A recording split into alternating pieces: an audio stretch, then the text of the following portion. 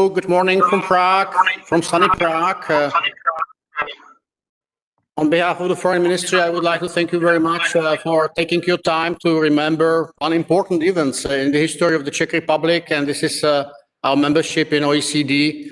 I am very happy that this conference celebrating 21st anniversary of the Czech Republic accession to OECD take attention to so many people. And despite the corona, we are able to put together all friends, new friends, all people who are associated both with the Czech Republic and OECD. So I would like to thank you very much for your time, and I'm very much looking for this video conference today.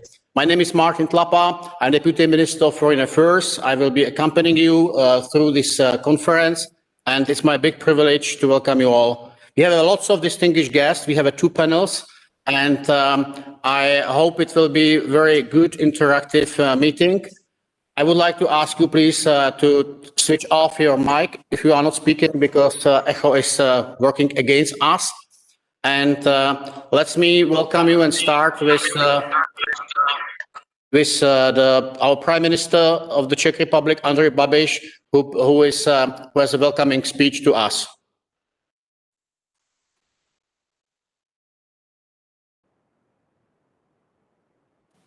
Dear Secretary General Guria, dear guests, ladies and gentlemen, the Organization for Economic Cooperation and Development was founded 60 years ago, and this year we also celebrate the 25 years of membership of the Czech Republic in the OECD. The accession to the OECD in 1995 supported our efforts since the Velvet Revolution to become a free country with an open market, free trade, respecting human rights and honoring democratic principles. The OECD has substantially contributed to our development. The regular economic surveys, monitoring reports, and the other valuable OECD instruments help us to shape our national policies. Values pursued by the OECD are now relevant more than ever. The COVID-19 pandemic was unforeseen and influenced our lives in an unprecedented way. The world is facing serious consequences of the global COVID pandemic in the economy, society, and well-being. During these difficult times, the OECD has to choose new leadership. I would like to thank you, Mr. Guria, the current Secretary General, for his hard work and achievement during his mandate. Finding his replacement will be not easy. The new Secretary General will be given a challenging task to establish the OECD as an effective organization in the post-pandemic recovery. For the first time in its history, the Czech Republic nominated a candidate for this post. Our candidate, Mr. Vladimír Dlouhý, a well-respected economist and the president of the Czech Chamber of Commerce, understands obstacles we will have to overcome in the upcoming years. I would like to express my support of his candidacy. I am sure that as a former member of the Czech government, he is also particularly attuned to face political challenges of the economic reconstruction. He is also rightly suited to facilitate solutions to various difficulties. Over the past 25 years, the Czech Republic became a respected member of the OECD, and I strongly believe that our partnership will continue to shape together better policies for better lives. Thank you for your attention.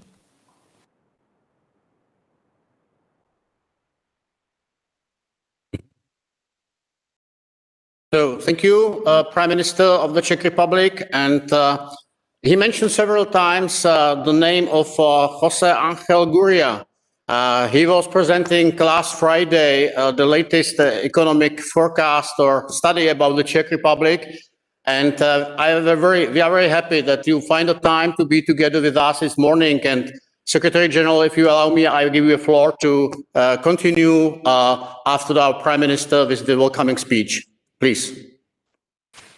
Well, dear Prime Minister Babiš, Minister Petr Cech, And dear Martin Tlapa, delighted to see you, even if it is only on the Zoom.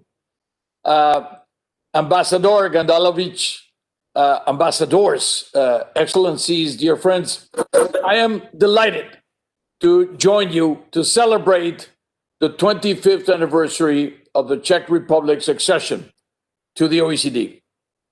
Now, the Czech Republic has made impressive progress over this period, becoming both an important player within the OECD family, but also a role model for many countries in its region.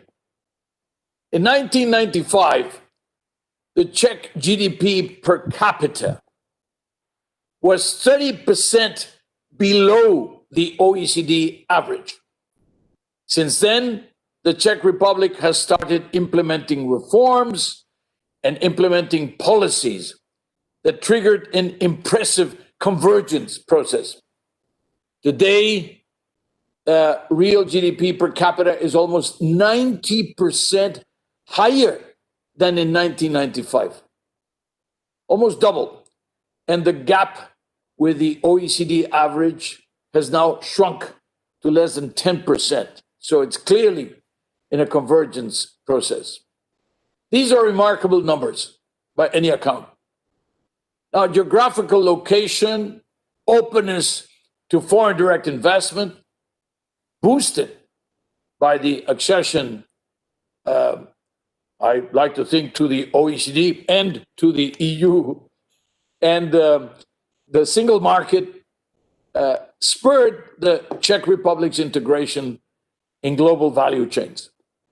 Together with sound macroeconomic and structural policies, with productivity, with wages, and the quality of life, they're all rising and are moving in the right direction. Now, the Czech Republic has had an impressive record of accomplishment. One of the lowest unemployment rates in the OECD over recent years.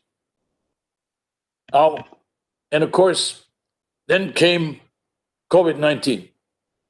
Then came the crisis, which has hit every country.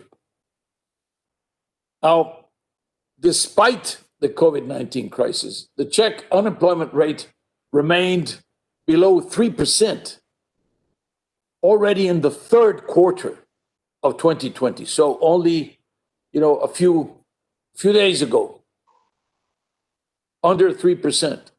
The country also maintained one of the lowest inequality and poverty rates in the OECD, supported by high employment rates overall, and also comprehensive redistribution through the tax system and the social transfer system. And the OECD is very proud to have contributed to these positive developments, as the Prime Minister suggested. We have supported the Czech Republic through data-driven, evidence-based, peer-reviewed analysis and policy recommendations. And this teamwork has proven effective. It has worked well. We worked together to support the Czech Republic on economic and environmental policies, on housing affordability, pensions, aging, just to mention a few areas. Over the years, we have benefited from valuable contributions from Czech delegates to discussions on, wide range of topics, taxation, the environment, energy, etc., you name it. Just last week, we launched the 2020 Economic Survey of the Czech Republic. And a few days before, we published the 2020 OECD Pension Review of the Czech Republic. Two very sensitive and critical areas. Our joint efforts must continue if we are to achieve a greener, more sustainable, inclusive growth, and particularly for the post-pandemic period. The Czech Republic's impressive achievements must not be taken for granted, however, particularly given the uncertainty prompted by the pandemic. Now, according to our latest projections, GDP will fall by 6.8% in 2020, like everywhere else in the world, and actually less than the average in Europe. Insolvencies and unemployment will continue to rise next year before the economy moves into a more sustained growth path. Now, thanks to a legacy of sound policies, the Czech Republic had ample policy space at the start of the crisis. The authorities delivered bold monetary and fiscal support to sustain employment, to sustain incomes, to sustain liquidity. This support they have now extended, actually, in the face of a second and stronger wave of the pandemic. They have prolonged this support. The COVID-19 crisis has revealed the importance of addressing long-term challenges to sustain growth and to secure a stronger future for all. Let me name three areas of particular importance. First, the need to tackle weak labor productivity growth, which has been disappointing since the global financial crisis. Again, you are not alone here. The drop in productivity growth is almost a worldwide phenomenon, but still, the Czech Republic has to deal with it. Now, the recent economic downturn will further hurt the productivity enhancing investments. Better targeted R&D, research and development support policies could boost the R&D investment by businesses, notably by the most dynamic firms, the startups. Second, the need to continue to fight significant regional variation in incomes and poverty.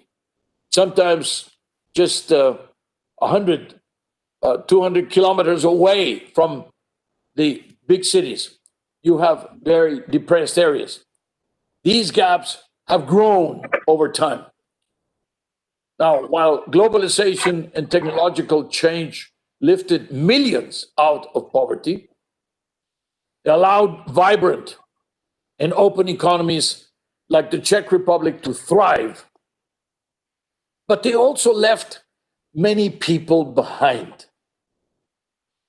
And this triggered a resurgence of populism, of nationalism, of protectionism, which today threatens growth prospects and which disproportionately harms the low-income households.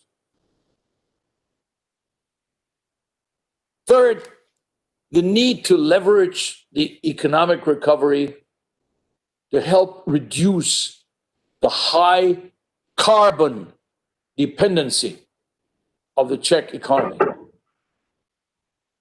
Remember that our single most important intergenerational responsibility is to protect the planet.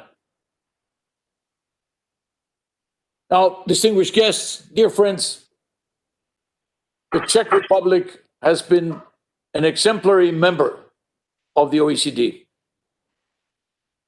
a member that the organization is proud to accompany on its promising development path. Rest assured that as you forge ahead, and continue championing international cooperation and multilateralism. The OECD will remain at your side to support you through future reforms, advancing our collaboration and friendship to design, develop, and deliver better policies for better lives. Thank you. Thank you. Thank you, Secretary General. Thank you for your words and for encouragement for the future, and just saying so many nice words about our membership in OECD. And if you have a chance to stay with us, please be with us. And it's my big privilege now to give the floor to Tomáš Petříček, Minister of Foreign Affairs of the Czech Republic, and I would like to ask him also for welcoming words. Minister, please. Dear Prime Minister Babish, dear Secretary General Guria, dear guests, dear Martin, I would like to apologize that I cannot address you from the premises of the Ministry of Foreign Affairs, but COVID-19 is affecting our professional and personal lives, and I'm currently in quarantine. But it is my honor and a pleasure to welcome you all to our online conference, Czech Republic and OECD, 25 years past and future. We have gathered today to remember and celebrate certainly one of the most important chapters in the history of Czech foreign relations. 25 years ago, the Czech Republic joined the OECD as the first country of Central and Eastern Europe, and metaphorically opened the door for other countries of the region to follow. Becoming part of the organization and joining the prestigious company of world's most advanced economies was the best confirmation that we were on the right track with our economic transition. However, the OECD membership is not only a prestigious label. Its true value lies in the positive impact it had on further advancing and developing our economy and society. For the past 25 years, we have been relying on the vast expertise and lessons learned accumulated in the OECD over decades. Through OECD recommendations and instruments, we were able to optimize our political and taxation system. We have set the domestic rules for competition and strengthened the fight against corruption.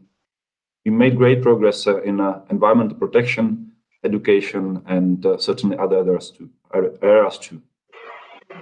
From net recipient of development aid, we turned into one of the world's most advanced donors. Our cooperation with the OECD has also played an invaluable role in our preparation for the EU accession in 2004. At the same time, I believe our membership was of a great benefit to the organization as well.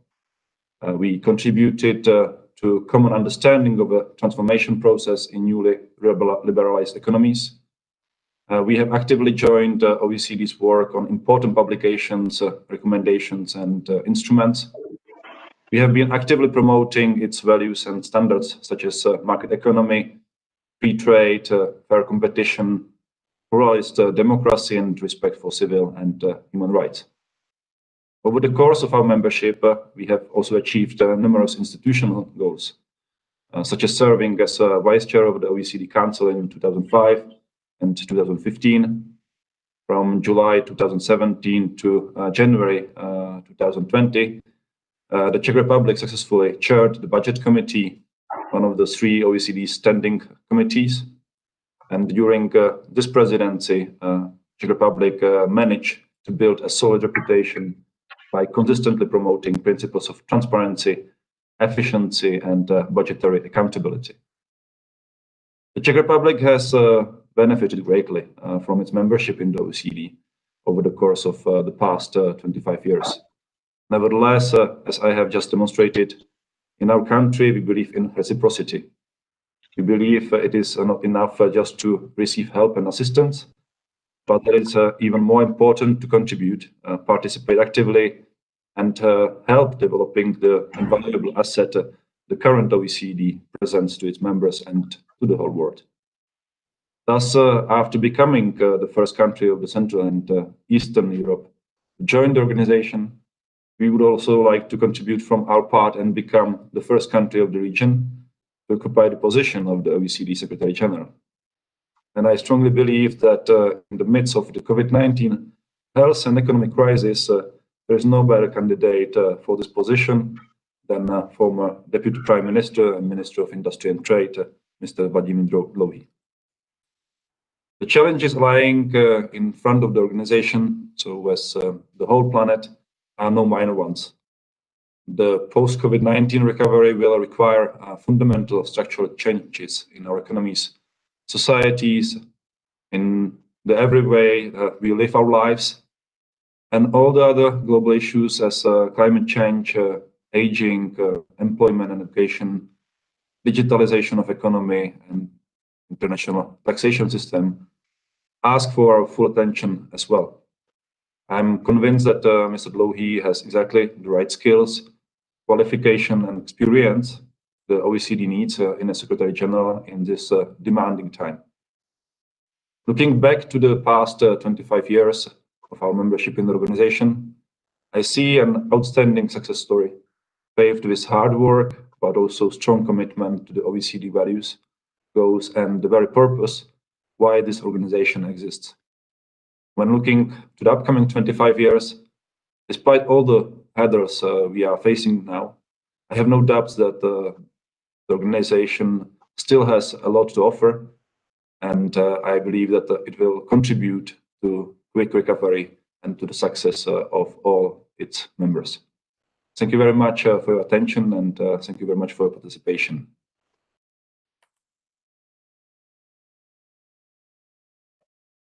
Thank you, Minister. Thank you, Tomáš, for your words. And I think that it's time now to continue with the first panel. But before that, I'd like to mention that membership of the Czech Republic to OECD is not the only duty or not the job only for the Foreign Affairs Ministry, but this is a teamwork on the Czech side. And I'd like to mention 2 points. One is when Angel Gurria is traveling to the Czech Republic, showing his forecast, and I was victims of many of his visits. He mentioned the topic and always pick up some publication immediately about innovation, about digitalization, about patient reforms. So he inspired us, and we prepare for this meeting also the booklet or brochure about the 21st anniversary of the Czech Republic to OECD. And in this history book or this overview, you will find, first of all, all ministries describing how the OECD is important for the work of the Czech departments, preparing the reforms, preparing the policy, benchmarking what's happening in the world, and inspiring us to do the good policy for the Czech Republic. And also in this brochure, you will find the small history and story about the Czech Republic's membership. And it comes to me to remember on this occasion also the 5 ambassadors who were serving to Paris for the Czech Republic as the ambassadors to OECD. And I will start with Jaromír Přivracký, who was the first ambassador of the Czech Republic to OECD. And unfortunately, he passed away last month, so this is a slightly sad story about just today, but he was an excellent first ambassador who was representing the Czech Republic, and he was involved in successful accession to OECD, and he was serving for the Czech Republic as the first ambassador. And the second one was Jiří Maceška, a long-serving Deputy Minister of Industry and Trade of the Czech Republic, who was serving in OECD between 2002 and 2007. And he was preparing with OECD the first big study about economic policy and strategy for the Czech Republic. The third one was Karel Dyba, long-serving Minister of Economy of the Czech Republic, economist, and also he loved to play tennis. And the person visited all the Roland Garros events in Paris. And he was very well representing the Czech Republic also to OECD. The first one is Pavel Rosipal, who was serving and I remember his projects in cooperation between Eastern Partnership countries in OECD. And now we have Peter Gandalovich, former ambassador to US and minister of the Czech government, and he's serving just now. So this is a flavor of people serving for the Czech Republic in Paris, and I would like to take this opportunity to thank them all for the great service for the Czech government and for bringing these ideas and sometimes pushing us to be really involved in everyday business. What is the duty and responsibility OECD? We have 2 blocks and lots of speakers, and without any delay, I would like continue and move to the panel first. And we divided our seminar to parts. One is slightly remembering how and why is OECD important in the global governance right now, and we find excellent 4 examples of experts who can share this task from different views. Vladimír Dlouhý is first one, and as was mentioned, he is now studying OECD very deeply and trying to also share his idea about the future of the organization, because he was selected by the government of the Czech Republic in the presentation of the ambitions for the future Secretary General among the others candidates. So he's fully in this job. And Vladimír, I would be happy if you can start this panel with you, and if you can take a few words about the topic. Thank you. Good morning, everybody. First of all, I would like to ask if you see how I'm sharing my presentation, please. Martin? Yes, yeah, we see it. It's visible, yeah? Okay.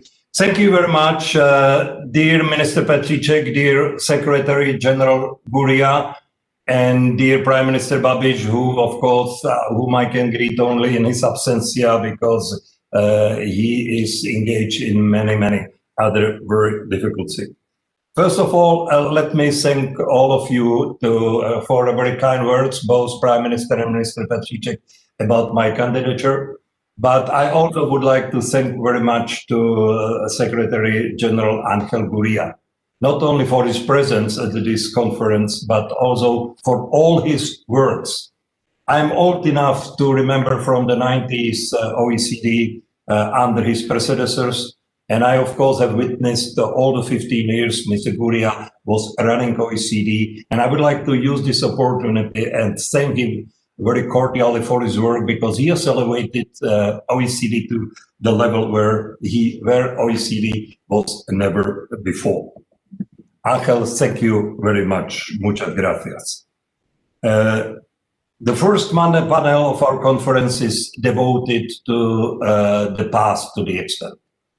I have chosen a title of my presentation, as you can see, OECD membership, do your homework first. As it has been mentioned, since December 1989, I was a member of the first non-communist Czechoslovak government as a Minister of Economy, and after the split of Czechoslovakia, I served another more than 5 years as a Minister of Industry and Trade of the Czech Republic. I had many duties. I was member of the core transformation team, but one of my duties was also to prepare the country for the OECD membership. And this has been already mentioned, the Czech Republic joined in 1995. I even had the honor to be one of the first Czech economic ministers. As a matter of fact, I think I was the first Czech economic minister who arrived to the first ministerial council meeting after Czech Republic joined. So OECD is indeed quite close to my heart, and I have great memories for this period. But exactly for that reason, I have chosen the title of my presentation, OECD membership, do your homework first. Because I believe that one of the crucial conditions for us to become an OECD member, and as this has been mentioned, I hope Czech Republic has been till today a successful member of OECD, was that we exercise a very deep political, societal, but especially economic transformation to be able to join the like-minded group of countries and to be able to adhere to its standards, acquis, conditions, etc. And of course, prerequisite for that was a successful economic transformation. So the main part of what I would like to share with you today is a little bit memory on this transformation, but also speaking about the way how we were approaching OECD. Starting line, of course, was the year 1999, and here I must go back a little bit to the pre-1999 period. It was clear that after 40 years of socialism, and when I'm using this word socialism, I have in mind that type of socialism which has been exercised in the Soviet blocs after Second World War till the end of the Soviet bloc in 1989. Basic attributes of pre-1989 socialism was a repression of a parliamentary democracy, no freedom and decisions of decisions and choice, restrictions to access to information, strict limitations of travel, indoctrination of education system, and of course, many, many other issues. It was an economic system of central planning, which was based for a profound and wide nationalization of production means.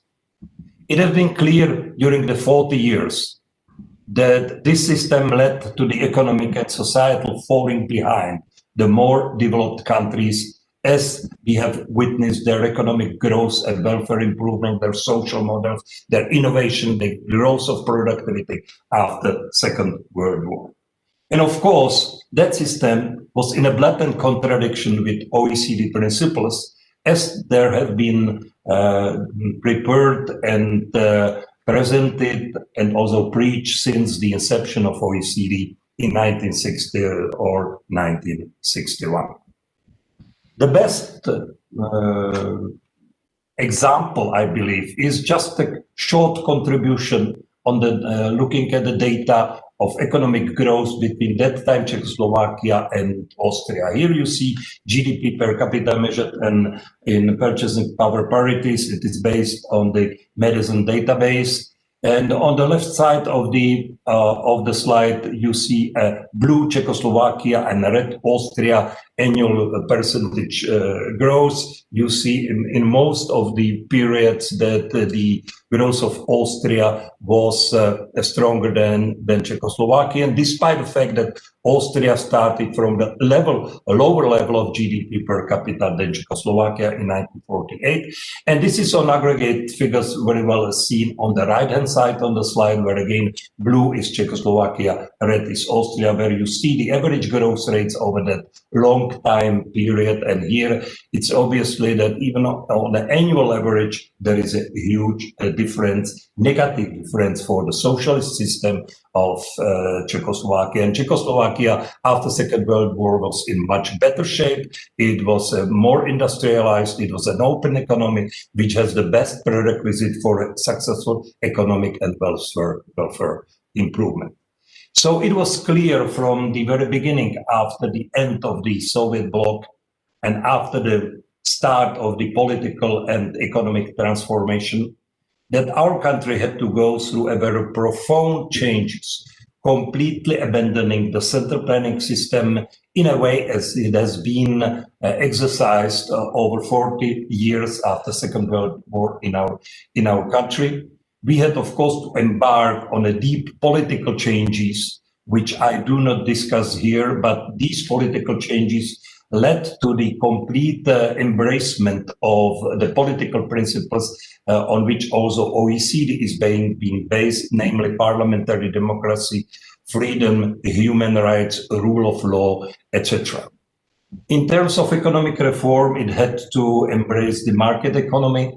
And without going into the more details, the Czechoslovak government has prepared during 1990 and after the first transformational preparatory steps, the profound systemic economic reform, which has been launched in January 1, 1991, and the whole reform had basic three building blocks. It was a basic systemic reform, it was a privatization, and of course the creation of the legislation, a regulatory framework, of creation of a proper social model, pension system, and many other accompanying efforts. The basic system reform, as I have mentioned, was already launched on January 1, 1991. It entailed first price deregulation, completely abandoning and central planning approach to the price regulation or even price formulation. It deregulated almost 80% of the price system of that time Czechoslovakia, where the rest 15 to 20% had to be regulated mainly because of the fear of potential social consequences of the quick deregulation in a situation of the profound shortage. At the same time, we have liberalized the current account, still keeping that time capital controls in place, and we had to decide about the system of the exchange rate. After profound consultation and many exchange of opinions, sometimes very heated, we decided for the system of fixed exchange rate, and we stabilized on January 1st the Czechoslovak crown to 28 crowns per $1, creating effective anchor to our macroeconomic stability. The liberalization of current account led to the quick opening of our economy, and because of the fear of need to defend the domestic balance of payment, as I already mentioned, maintained completely to overhaul the new tax system, because we inherited completely different and market economic, not consistent tax system. We have to introduce the value-added tax, corporate taxes, etc. And all these regulations, because of the present shortages on the both consumer markets, but also markets with investment and productive goods, had to be accompanied by a proper macroeconomic and fiscal policies as the necessary framework. So this was the basic systemic reform. We have launched a massive privatization, and looking with the hindsight, of course, there is a lot of discussion about the nature of our privatization, to what extent we could have privatized better or more just, or avoiding a corruption and many unpleasant and negative accompanying features. But let me remind you of the fact that we were exercising a massive privatization in a scale that has not been done before us to the living memory.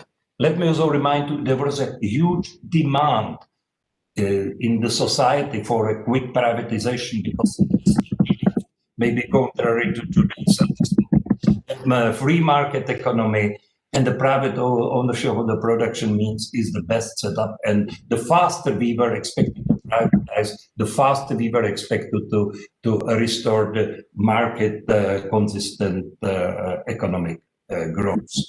I do not dwell on the privatization. That would require probably a different picture, but I must say that privatization is seen in the Czech Republic mainly via using the so-called coupon privatization. As a matter of fact, it is not exact. Less than 50%, about 42% of the assets were privatized using the specific coupon method, and more than 50% of the assets overall were privatized using standard. Legislation, regulation, and social model pension system, of course, took much longer time to create and put in place. And here I will only make one comment. We were often criticized that we should have delayed the privatization and we should have first put in place a proper legislative and regulatory framework. The answer is that we would never privatize enough. It was not possible, and we see that in the most developed economies, maybe 15 years later, during the 2008 and 2009 deep recession, witnessed a big problems in the regulatory framework as well. Of course, there was a political framework. We re-entered the Bretton Woods institution because few people knew, but Czechoslovakia, for instance, never fully abandoned the membership in IMF. we only frozen our participation in 1953. We were entered in 1990. The same applies for the World Bank. We joined the negotiations on the finalization of the Uruguay round, and we were in 1994 at Marrakesh signing the creation of the WTO. As a Minister of Industry and Trade of Czech Republic, I personally had the honor to lead the Czech delegation in Marrakesh. We, of course, in 1995 applied for the membership in the European Union. We did a lot of steps towards international institutions in the area of defense and security. We became in 1999 member of the NATO, etc. And of course, as this has been already mentioned by Minister Petříček, OECD played in this respect a very important role even before our joining to OECD. From the very beginning of our transformation period in 1990. It was indeed a great support for both human and many experts from OECD traveled to our country, but especially through the reports, policy recommendations, etc. I myself, as a minister, I was basing many of my decisions also studying after having studied the OECD contribution. And we have seen the membership as a confirmation of right policies of our transformation. And of course, I do not hide it also as a kind of a prestige. We became Czech Republic in 1995, the first economy or country among the Central European countries and the former Soviet bloc countries who became the members. And of course, we believe that this is going to bring us the future benefits. And it was indeed the case. But let me reiterate that we have seen already at that time a deep transformation as a basic prerequisite. Only for a result for the transformation. These are the monthly consumer price index inflation rate in 1991-92 after almost 80% liberalization of our price system. And you see that also thanks to the very strong monetary and fiscal restrictions at the beginning, on a monthly basis, we were able to stabilize the inflation very quickly. And this was true not only for Czech Republic, but also for two main economies in the region, Poland and Hungary. And I apologize to our Slovak colleagues that we don't have these data here because of the split of Czechoslovakia created a certain political paradigm. But on the upper left side, we have a GDP growth in percent, and you see that Polish growth never went down very much, while Czech and Hungarian, after the slowdown in 1999 as a reaction to the strong transformation, resumed. On the right upper side, you have the inflation in percent measured by CPI, and you see a very strong lowering of inflation. Green is Czech Republic, blue is Poland, and red is Hungary. Especially in Czech Republic, we were successful in stabilizing inflation very, very quickly. On the left down corner, you have a current account deficit as percentage of GDP. You see that only Hungary had some problems at the beginning, but after 94, that got improved, and Poland and Czech Republic kept always the current account under control. And the same seems to be true for the public finance deficit, which you can find on the lower right-hand side, which especially for Czech Republic confirms that we were able to keep our public finance deficit as percentage on GDP fully under control. This, of course, led to the quick stabilization, especially in Czech Republic, but also in Poland, Hungary, and later in Slovakia. And the countries of Central and Eastern Europe indeed became to be very visible candidates for joining OECD.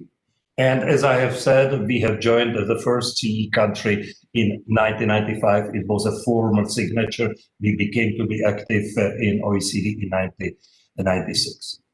But I have labeled this slide with the title "Enchantment with Success." We also liberalized the capital account, as it has been called that time in today's parlance of balance of payment. It's called financial account. That was a slight mistake, let's be frank, and I'm going to say it here. We really wanted to join OECD as quickly as possible. We knew that it is necessary to liberalize although the capital flows and to remove capital control. But we have made a mistake. At least from my point of view, we maintained fixed exchange rate too late. We should have changed for the floating exchange rate and embark on inflationary targeting. And that led to the mini crisis of May 1997. The Czech Republic was able to weather rather quickly, but of course we had to impose a special short-term regulatory framework defending our currency, and it led to the slowdown of economic growth in 1998.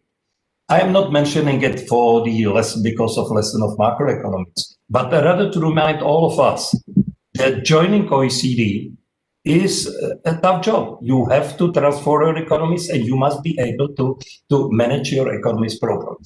Of course, the countries which are thinking about joining OECD today are living in a different world with different problems. But the basic lesson, I believe, is still valid. And to conclude my presentation, I'm going quickly to show you that I hope that our mission, also thanks to OECD, and not only before joining, but also as Minister Petříček or Prime Minister Babish, or as a matter of fact, Secretary General Guria also mentioned, also thanks to the support and very strong informative and policy recommendation power of the OECD products, we were able to accomplish our mission. Forget about these comparative data after 2020 because these are the pre-pandemic data, but we are not here to discuss the pandemics. We are here to see how the GDP of Czech Republic, Hungary, yellow, Poland, blue, Slovakia, black, and Slovenia, green, how the GDP per capita measured in purchasing power parity is developed. And this is even better picture because it shows effect with Secretary General Guria mentioned, our convergence towards the EU average, which was remarkable, especially for Poland, but I would say for all the 4 or 5 Central European economies. And here you have the multilateral comparison of the public finance deficit, unemployment, current account, and debt. The yellow is unemployment in percent, green is public finance deficit as percentage of GDP, gray is a current account as a percentage of GDP, all being measured of the left-hand vertical axis, while the red dots are public debt as a percentage of GDP, which is measured on the right-hand vertical axis. And from these comparisons, you indeed see that the countries of Central Europe, which joined OECD, maybe with some few exceptions, but we all have these parameters which show a very strong macroeconomic stability. And this combined, even compared with the stability problems of some countries of the Eurozone, this combines with a strong convergence, creating a social model and improving welfare. That despite all the problems we have been witnessing during the difficult years of transformation, despite all this, we believe that our transformation, also thanks to the OECD, has been successful, which you can see on the last slide, which I have, that it also shows a solid institutional framework for the Czech Republic. On the left-hand side, you have the political stability, government effectiveness, rule of law, voice and accountability, and the regulatory quality. And you see that Czech Republic is, compared to other countries here, doing very well. And when we adopted exchange rate commitment in 2013 and abandoned it in 2017, our currency proved, for instance, compared to the similar type of the Swiss National Bank exercise, as you see on the right-hand side, our currencies performed much more stable. So allow me to conclude. Thank you very much for your attention. I also would like to thank colleague panelist, my old friend and mentor, Jacob Frankel, Mr. Verget, whose analytical and other work for OECD will never be forgotten. And of course, my student and colleague and the former Czech governor of the central bank, Miroslav Singer, for their support in this project. Thank you very much for your attention. Thank you, Vladimir, very much. I appreciate very much this comprehensive overview about the story of the Czech Republic and OECD, focusing on the macroeconomic indicators and economic policy. It was very useful and very clear for the story. Thank you for that. And I found that this conference put together all friends. And one big friend of the Czech Republic is Andreas Forgetter. And I remember when I was serving in Ministry of Industry and Trade, he was always leading the delegation of OECD to make economic survey about the Czech Republic. And he was well prepared. He studied all details about the economic policy, and he gave us a tough question regarding what we are planning to do and what we are doing. And he was behind the 8 economic surveys about the Czech Republic. And so it's great that Andreas is today with us. And I will be more than happy to have a chance to not only see him, but also ask him about his view about the work for the OECD and with the Czech Republic. I know that you were responsible also for the economic outlooks of many other countries, of Germany, Austria, Slovak Republic, Latvia, Estonia, Russia, South Africa, so you can even benchmark the approaches, the policy, the differences, something which is in the core business of OECD, to look about the best practice in different countries. But let me welcome you, Andreas, and I give you a floor, and I'm more than happy that this very visible, important face of OECD coming almost every 2 years to the Czech Republic since 2000 is together with us. So I give you a floor. Thank you. Well, thank you very much for this opportunity, and thanks a lot for the invitation. I'm extremely honored and privileged to be at this event. Martin, as you said, I was responsible for the economic surveys between 2000 and 2016. And I would like to keep my remarks personal, because in terms of economic substance, in terms of economic developments, all what is important has been said already by Secretary General and by Vladimir Dluhin, and I don't have much to add here. Now, I mean, my first personal remark is that I cannot imagine any more privileged position for an applied economist than being a member of the economics department of OECD. I mean, this is really what an economist is dreaming about, yeah, to put together economic analysis, empirical evidence, and bring it to the attention of policymakers. Of course, I mean, I'm also for having had the opportunity to present, to do this, to engage in this high-level policy dialogue with the Secretary General.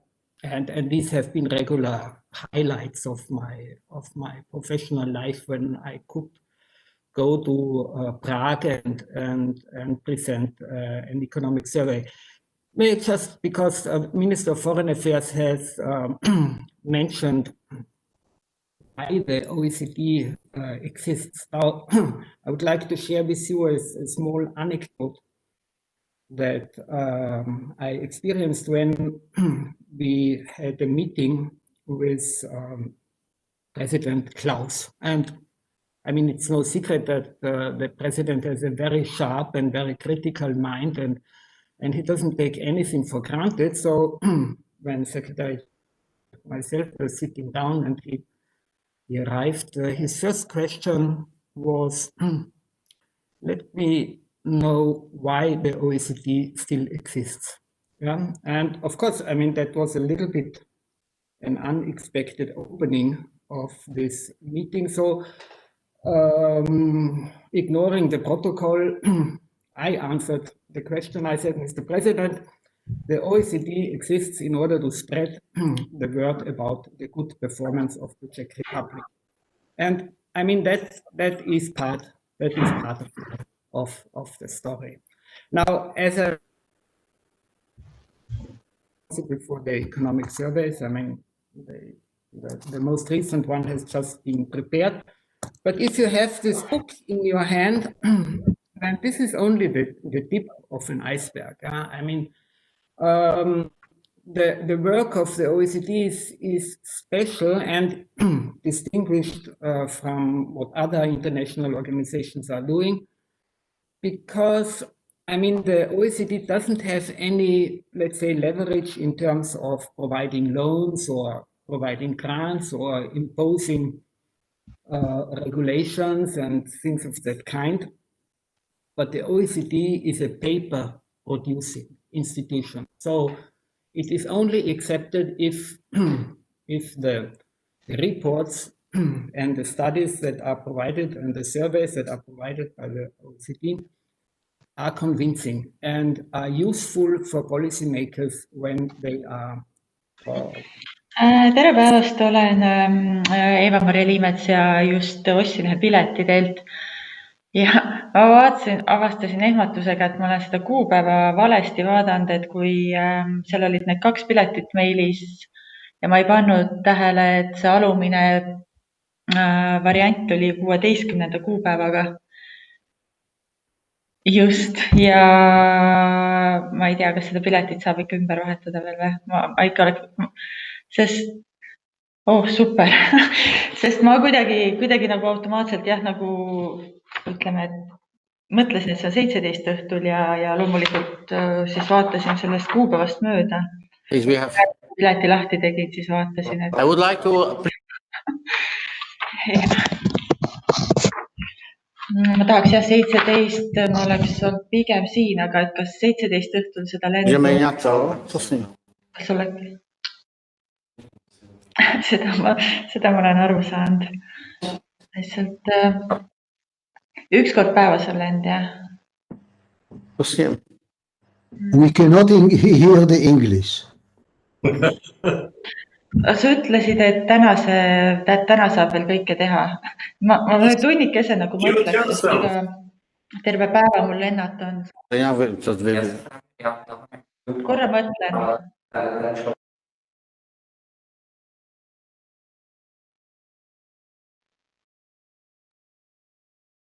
Jah, selge pilt. Yes, so I would like to ask... Ja, lihtsalt korraks mõtlen läbi, et ma ei kiirustaks valesti omas. Kena, aitäh. Annan teada, jah. So we will try to mute that...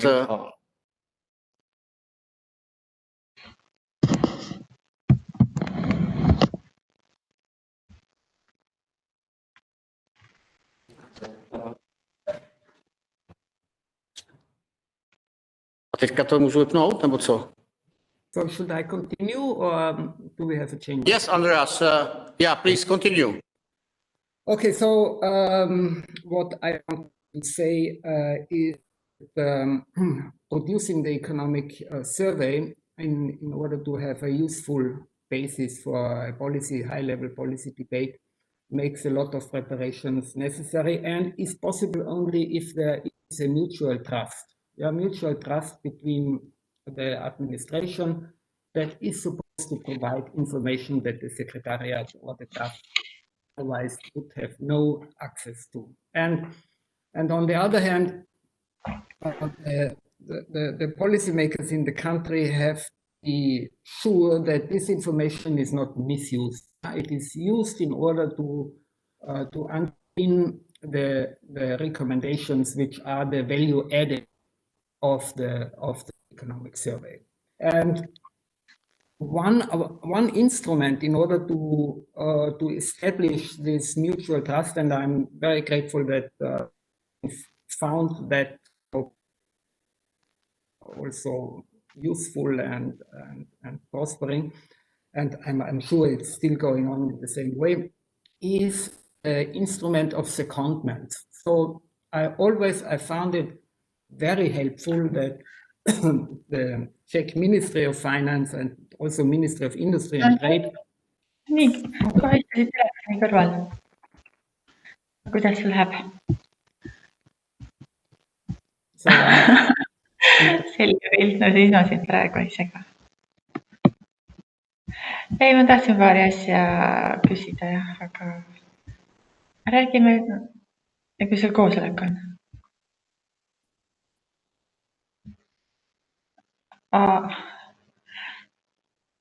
palju sul tööd on?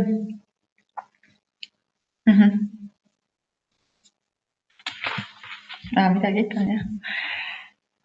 Joel suutis mul eile oma jope asja halada jälle ja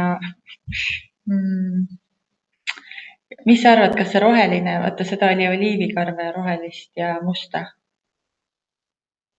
Jah. Kas see oliivikarv on ka ilus? Unfortunately, this voice is not registered at the participants of the conference, so she's some kind of hacker, so technically we have to identify her and cut the connection. Sorry for that. It's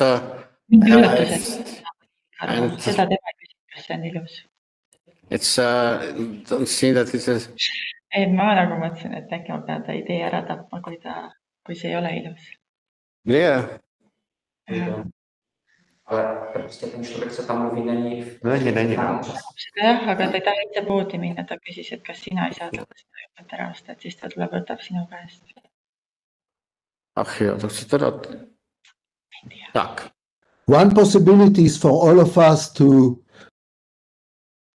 log off and log on again.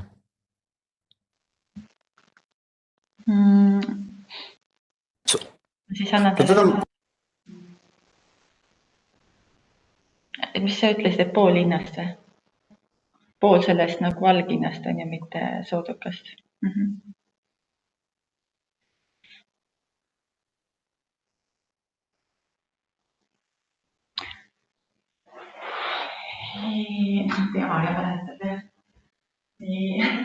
Ma arvan, et ma vaatan seda mingi teadmist.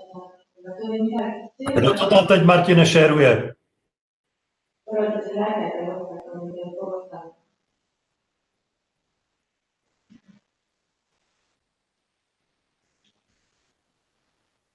Okay, so should we now start to continue with Andreas? Continue?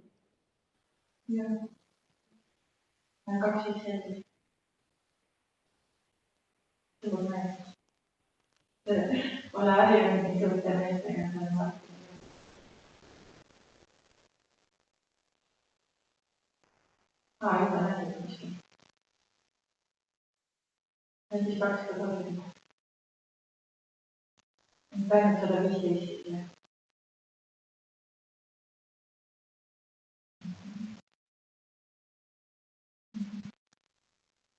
On sul raha vaja? Kas sul on raha vaja?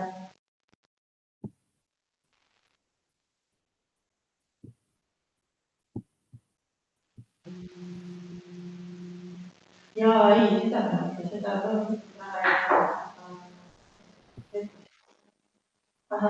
okei. Minus kiteve helistag.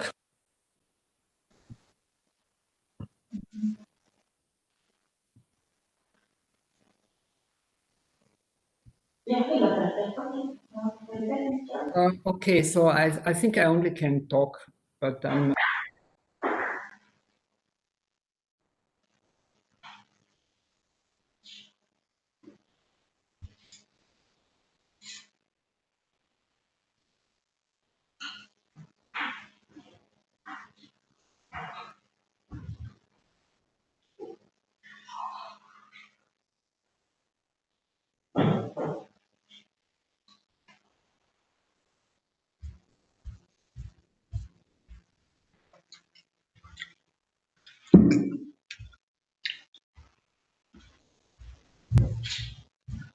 So, weź go w pustości.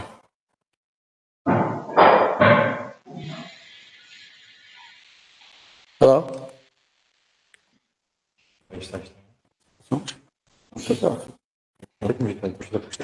So we have a difficulty. So if it will be not possible, we have to reboot the connection. But maybe I will try to ask Andreas to finish his presentation, and we will see if it will be technically possible. Give a chance to him to finish that, and we will see technically what we can do. Yeah, please, Andreas.